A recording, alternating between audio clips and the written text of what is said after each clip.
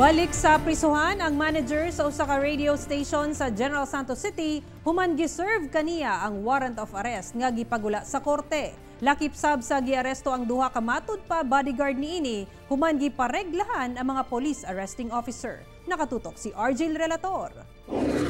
Biyernes sa hapon, dihang giserve sa arresting officer gikan sa City Mobile Force Company Jansan.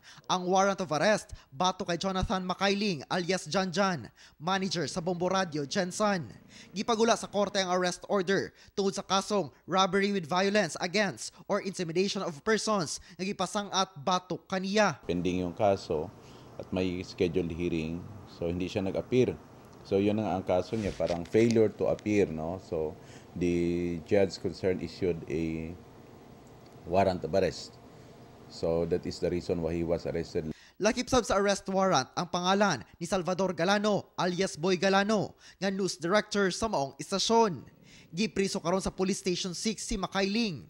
Gipaningkamutan sa One Mindanao nga makuha ang kabahin niini apan midumili kini nga mo atubang. Giduaw siya sa mga kaubanan apan wala na sa mihatag og pahayag. Kahinumduman nga nadakpan pinaagi sa entrapment operation sa NBI Region 12 si Makailing ug Galano Setyembre sa niaging tuig dihang nidawat kuno og extortion money nga nagkantidad og 5 million pesos gikan sa usa ka pastor businessman nga nagdumala sa investment scheme nga kabus padatuon kun kapa. Nagkainitay pa ang pag-aresto kay Makailing human gibigyan matud pa sa upat ka bodyguard niini ang duha ka arresting officers. Nakakulong karon sa Police Station 1 ang duha nga sila si Bienvenido Pianefiel ug Jomar Oliverio samtang nakasibat ang duha pa. Gipailawom sila sa booking procedures ni adtong Sabado alang sa pagpasang-at og kasong direct assault, obstruction of justice ug slight physical injuries. Na overpowered sila dahil dalawa kontra sa apat. So despite na nagpakilalang pulis, ganun pa rin ang ginawa. Wala na mihatag og pahayag ang duha. Bigyan din niyo ang mga arresting officer kagahapon.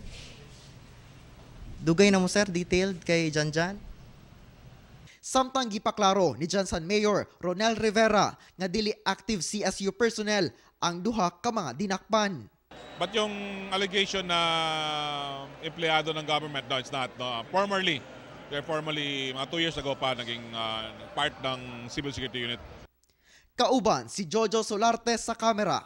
Ako si Orgil Relator para sa One Mindanao.